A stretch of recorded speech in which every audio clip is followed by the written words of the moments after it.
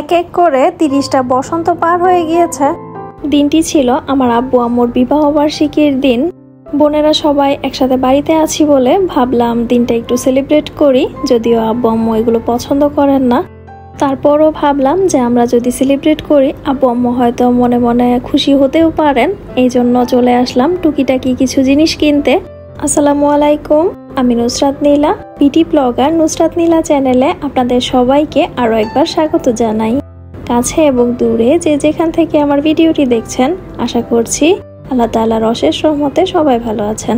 এই সুপার শপটা নতুন হয়েছে, তো বেশ ভালো জিনিস এখানে পাওয়া যায়। তো এখান থেকে কিছু কেনাকাটা করলাম, কেক, মিষ্টি, আমার ছেলের কিছু প্রয়োজনীয় জিনিসপত্র, আইসক্রিম, টুকটাক যা যা প্রয়োজন সেগুলোই নিয়ে নিলাম। সেলিব্রেট করব এটা আর আব্বু আম্মুকে বলা হয়নি, বললে অবশ্যই নিষেধ করতেন।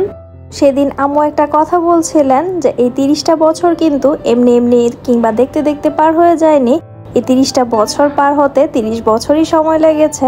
অনেক সুখ, দুঃখ, হাসি, কান্না সবকিছুর মাঝ দিয়ে যেতে হয়েছে। তারপরও আল্লাহ তাআলার দরবারে শুকরিয়া, এখন পর্যন্ত ভালো আছেন। আপনারা সবাই আমার আব্বু আম্মুর জন্য দোয়া করবেন। সেদিন আমারও একটা কথা মনে হচ্ছিল, আমরাই মনে হয় সর্বশেষ জেনারেশন যাদের বাবা মা এতটা ইনোসেন্ট কিংবা সোশ্যাল মিডিয়া থেকে এতটা দূরে আছে।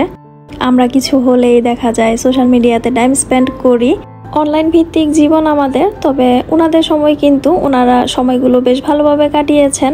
এখনো আমার অনেক কিছুই মনে আছে। আব্বু আম্মু যেহেতু দুজনেই জব করতো, তো চাকরির সূত্রে দুজনেই দূরে থাকতে হতো। নভেম্বর কিংবা ডিসেম্বর আসলে আম্মু চলে যেত আব্বুর চাকরির ওইখানে। তো আমরা 20 দিন কিংবা 1 মাসের জন্য আব্বুর কাছে ছুটি কাটিয়ে আসতাম। এভাবে আমরা কাপ্তাই, রাঙামাটি, চিটাগং, মংলা, খুলনা অনেক জায়গায় ঘুরে বেরিয়েছি। যাই হোক, আমরা যেহেতু আম্মুকে বলিনি যে আমরা আজকে সেলিব্রেট করব, তো আমরা আবদার করেছিলাম যে তেহারি খাবো আম্মুর হাতের। আর তাই আমাদের আবদারেই আম্মু মাটির চুলায় গরুর মাংসের তেহারি রান্না করছেন। রান্না অলরেডি 60% হয়ে গিয়েছে। আমরাও বুঝে শুনেই আবদার করেছিলাম। দেখা যেত যদি পোলাও রান্না করা হতো, তার সাথে অনেকগুলো আইটেম রান্না করতে হতো। এই গরমে আসলে এটা আম্মুর জন্য অনেক কষ্ট হয়ে যেত। আর এদিকে আম্মুর হেল্পিং হ্যান্ড যে আমাদের আন্টি, উনি সালাদ কাটছেন। গোসলের পর আমি আর আমার বোন টেবিলে এগুলো রেডি করছিলাম। আমাদের বাড়িতে যেহেতু 2টা ফ্রিজ, আম্মু যে ফ্রিজটা একটু কম ব্যবহার করে সেই ফ্রিজেই আমি কেকটা রেখেছিলাম। তখন পর্যন্ত কিন্তু আম্মু বুঝতে পারেনি। একদম ফাইনালি যখন সবকিছু রেডি করে টেবিলে দিয়েছিলাম, তখন আম্মু বুঝতে পেরেছে। আব্বু আম্মু কিন্তু সত্যি অনেক অবাক হয়েছিল। আর তাছাড়া আমরা কখনোই এভাবে সেলিব্রেট করিনি।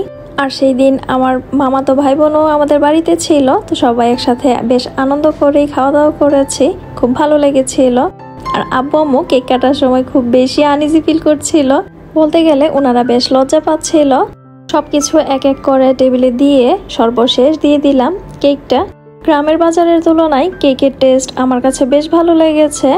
আর এখানে যে অঘটনটা ঘটেছে, কেকের উপরের লেখাটার কথা বলে আমি অন্য আরেকটা দোকানে গিয়েছিলাম, এসে দেখি অ্যানিভার্সারি লেখাটা ভুল করেছে। তবে তখন আর কোনো কিছুই বলার বা করার ছিল না। যাই হোক, এটাই নিয়ে এসেছিলাম। এই ছিল আব্বু আম্মুর বিবাহবার্ষিকী উপলক্ষে আমাদের ছোটখাটো আয়োজন। একটা ছোট কেক, কয়েক আইটেমের মিষ্টি, আম্মুর হাতের তেহারি, সালাদ, আর ছিল আমার বোনের হাতের অসম্ভব মজাদার সেমাই। আমার ভিউয়ার্সদের উদ্দেশ্যে যে কথাটা প্রতিদিন শুরুতেই বলি, আজকে প্রায় শেষের দিকে বলছি, প্লিজ সবাই একটি লাইক দিয়ে ভিডিওটি দেখে নেবেন। আর যারা নতুন আছেন চাইলে আমার চ্যানেলটিকে সাবস্ক্রাইব করে আমার পাশেই থেকে যেতে পারেন। যারা অলরেডি কাজটি করেছেন তাদেরকে অসংখ্য ধন্যবাদ। আব্বু আম্মু যেহেতু কেক কাটার সময় আনইজি ফিল করছিল আর একটু লজ্জাও পাচ্ছিল, আমার মেজো বোন তাদেরকে একটু হেল্প করছিল আর বলছিল একজন আরেকজনকে খাইয়ে দিতে। এটাও বেশ সময় নিয়েছিল করতে।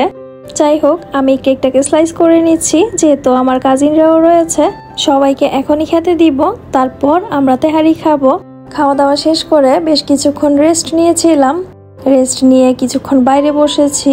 বাইরে বসার পর দেখলাম আকাশ কিছুটা মেঘলা, তবে বৃষ্টির কোনো সম্ভাবনা নেই। আর এত গরম পড়েছে, আসলে এটা নিয়ে বলার কোনো কিছুই নেই। আর এদিকে তাসবি আর আয়েশা, মানে আমার ভাগ্নি, ঘুম থেকে উঠেই কান্নাকাটি করছিল। সকালে যখন বাজারে গিয়েছিলাম, আইসক্রিম এনেছিলাম বেশ অনেকগুলো। আমার ছেলে আর ভাগ্নি দুজনেই 2টা করে আইসক্রিম খেয়েছে। তারা আমার ছোট বোন, মানে তাদের ছোট খালামণিকে খেতে দিবে না, লুকিয়ে খাওয়ার সময় আমার ভাগ্নি আর ছেলে দুজনেই দেখে ফেলেছে। তাসবি এটা নিয়ে রাগ করে আছে যে মিতু কেন আইসক্রিম খেয়ে নিয়েছে। এই সামান্য জিনিসের জন্য এখন মিতুর উপর অনেক বেশি অত্যাচার চলছে। আপনারা কেউ আবার ব্যাপারটা সিরিয়াসলি নেবেন না। মিতুর সাথে ওদের ভালোবাসাও বেশি, আবার ঝগড়াও অনেক বেশি হয়। আর আমার ছোট বোনও কিন্তু ওদের সাথে এই খুনসুটিগুলো অনেক বেশি এনজয় করে। এদিকে আমিও প্রায় ভিডিও শেষের দিকে চলে এসেছি। আজকের মতো এই পর্যন্তই। আল্লাহ হাফেজ, আসসালামু আলাইকুম।